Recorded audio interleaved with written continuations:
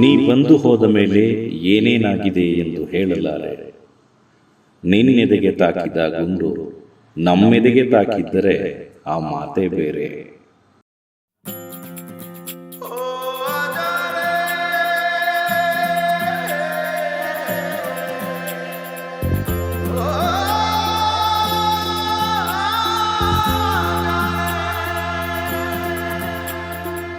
माटी पुकारे तुझे देश पुकारे, आजा रे अब आजा रे, भूले हम राह हमें राह दिखा दे, आजा रे राह दिखा दे.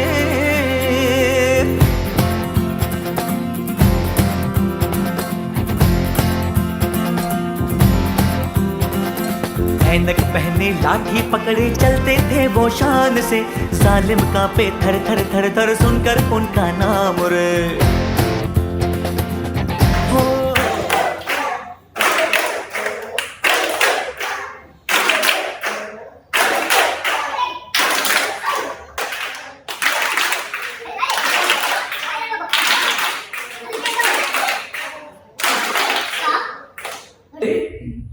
ನಾವು ಹೇಳ್ತಿದ್ದೀವಿ, ಅದೇ ಸಂದರ್ಭದಲ್ಲಿ ಕೇಳಿಸ್ಕೊಳ್ಳೋದು. ಇಲ್ಲಾಂದ್ರೆ ಅವ್ರು ರಿದಮ್ ಬೇರೆ, ನೀವು ರಿದಮ್ ಬೇರೆ. ಎರಡನೇದು, ನಾನು ಆಗಲೇ ಹೇಳಿದಲ್ವಾ, ನಮ್ಮ ಮೈಂಡ್ ಹೇಳಿದಾಗೆ ನಮ್ಮ ಬಾಡಿ ಕೇಳಲ್ಲ. ಈಗ ಅವ್ರ ಮನಸ್ಸಿನಲ್ಲಿ ಮೂಡಿದೆ ಅಲ್ವಾ, ಎಷ್ಟು ಹೊಡಿತಿದ್ದಾರೆ ಅವರು.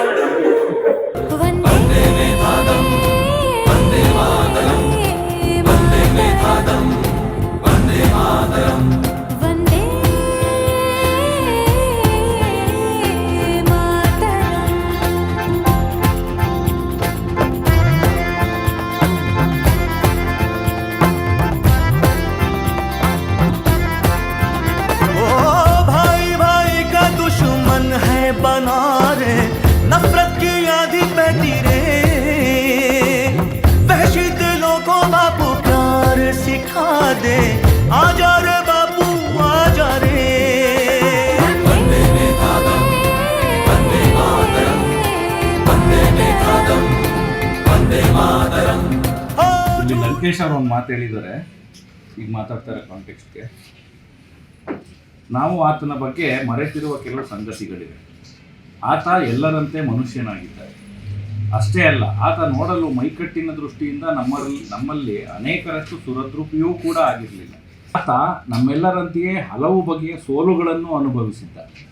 ಹಾಗೆ ಸೋಲು ಅವನ ಜೊತೆಗಾರ ಆಗಿರದಿದ್ದರೆ ಆತ ಸುಮಾರು 40 ವರ್ಷ ಸ್ವಾತಂತ್ರ್ಯಕ್ಕಾಗಿ ಪರದಾಡಬೇಕಾಗಿತ್ತು.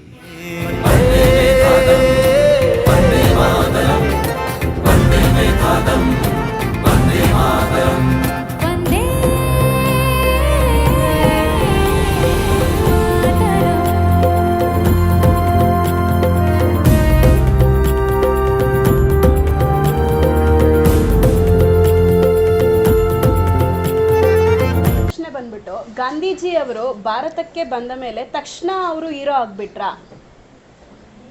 ಅಂದರೆ ಗಾಂಧೀಜಿ ಭಾರತಕ್ಕೆ ಬರೋದಕ್ಕೆ ಇಡೀ ಜಗತ್ತಿಗೆ ಗೊತ್ತಿದ್ರು, ಅದೇ ಎರಡನೇ ಮಾತೆಲ್ಲ.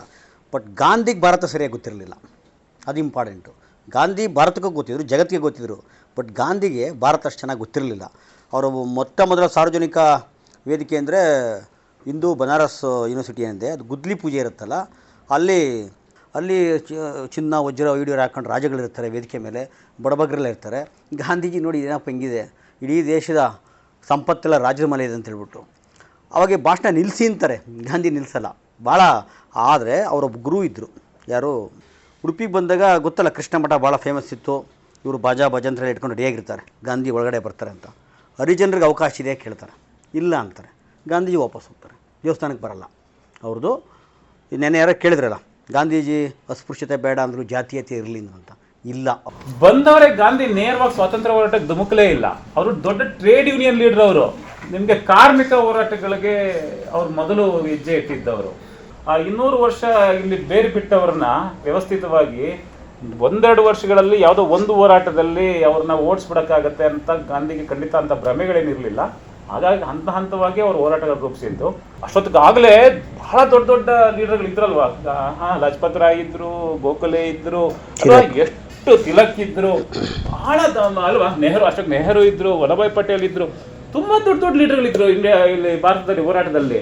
ಅವ್ರುಗಳೆಲ್ಲರೂ ಇವ್ರನ್ನ ಸುಲಭಕ್ಕೆ ಇವರೇ ನಮ್ಮ ಲೀಡರ್ ಅಂತ ಒಪ್ಕೊಳ್ಬೇಕು ಅಂದ್ರೆ ಗಾಂಧಿಯ ಪರ್ಸನಾಲಿಟಿ, ಗಾಂಧಿಯ ಪ್ರಾಮಾಣಿಕತೆ, ಗಾಂಧಿಯ ಇಂಟಿಗ್ರಿಟಿ, ಅವರ ಸಮಗ್ರತೆ, ಅವರಲ್ಲಿ ಎಳ್ಳಷ್ಟು ಸ್ವಾರ್ಥವಿಲ್ಲದ ಅಥವಾ ಎಳ್ಳಷ್ಟು ಅಧಿಕಾರ ಲಾಲಸೆ ಇಲ್ಲದ, ಅದು ಬಹಳ ಮುಖ್ಯವಾಗಿ ಅಧಿಕಾರದ ಲಾಲಸೆ ಇಲ್ಲದ, ಸ್ವಾರ್ಥ ಇಲ್ಲದ, ಅತ್ಯಂತ ಪ್ರಾಮಾಣಿಕವಾದ ತೊಡಗಿಸಿಕೊಳ್ಳುವಿಕೆ ಮತ್ತು ಅದಕ್ಕೆ ಮತ್ತೆ ಹಂಗಂತ ಬರೀ ಆನೆಸ್ಟ್ ಇದ್ಬಿಟ್ರೆ ಸಾಕಾ?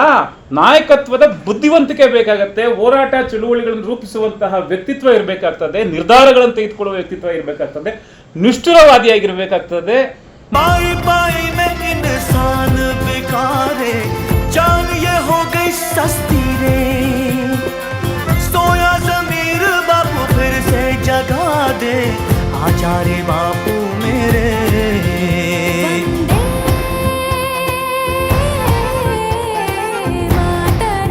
वंदे मातरम, वंदे मातरम।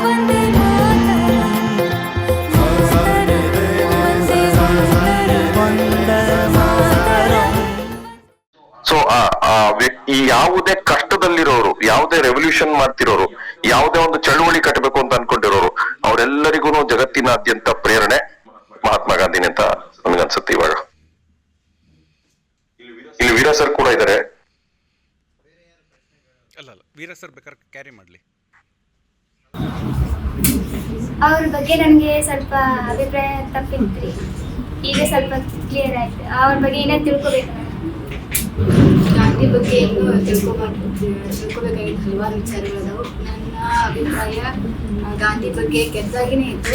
ಆ ಸರ್ ಜೊತೆ ಡಿಸ್ಕಸ್ ಮಾಡಿದಾಗ ಗೊತ್ತಾಯ್ತು ಗಾಂಧೀಜಿಯವರ ಮಹತ್ವ, ಅವರ ತತ್ವಗಳು ಎಲ್ಲೆಲ್ಲಿ ಹೆಂಗೆ ಅಳವಡಿಕೆ ಆಗ್ತಾವ, ಮತ್ತು ಗಾಂಧೀಜಿಯವರ ತತ್ವವನ್ನ ಇನ್ನೂ ಅನುಸರಿಸಬೇಕು ಅಂತ ಅನಿಸ್ತೈತಿ.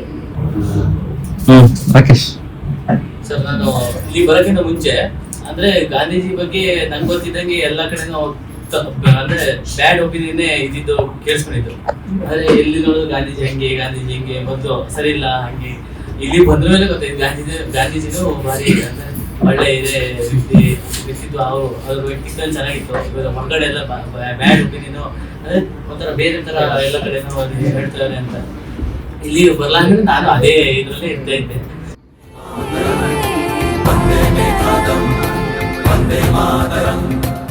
झूठ का बनता जाए राज ओ बाबू, अपने ही हो गए धोखेबाज, आज हमें अपनों से बचा ले, आजा रे बापू मेरे।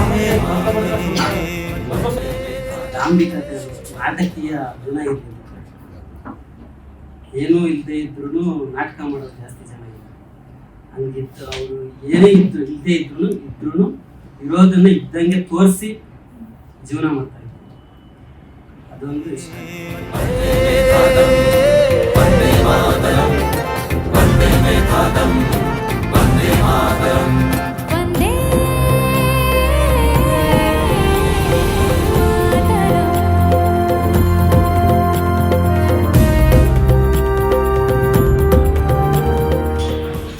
ಅಷ್ಟೆಲ್ಲ ಹೋರಾಟ ಮಾಡಿದಂತ ವ್ಯಕ್ತಿಗೆ ನಾವು ಕೊಟ್ಟ ಬಹುಮಾನ ಅಂತ ಅನಿಸ್ತೀವಿ. ಈ ರೀತಿ ಬಹುಮಾನ ನಾವು ಅವ್ರಿಗೆ ಕೊಡ್ಬಾರ್ದಿತ್ತು. ಯಾಕಂದ್ರೆ ಅವ್ರು ಎಷ್ಟೋ ಕಷ್ಟಪಟ್ರು ನಮಗೆ ಸ್ವಾತಂತ್ರ್ಯ ಕೊಡ್ಬೇಕಂತೇಳಿ.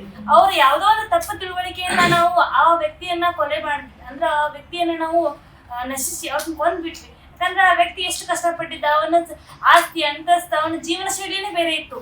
ಆದ್ರೆ ಅದನ್ನೆಲ್ಲ ತ್ಯಾಗ ಮಾಡಿ ಅವನು ಏನ್ ಮಾಡ್ದ, ಒಂದು ನಮ್ಮ ಜನಸಾಮಾನ್ಯರ ಸಲುವಾಗಿ ಹೋರಾಟ ಮಾಡ್ದ. ಆ ಜನಸಾಮಾನ್ಯರು ಕೊಟ್ಟಂತ ಒಂದು ಕೆಟ್ಟ ಗಿಫ್ಟ್ ಅಂತ ಅನ್ಕೊಳ್ತೀನಿ ನಾನು.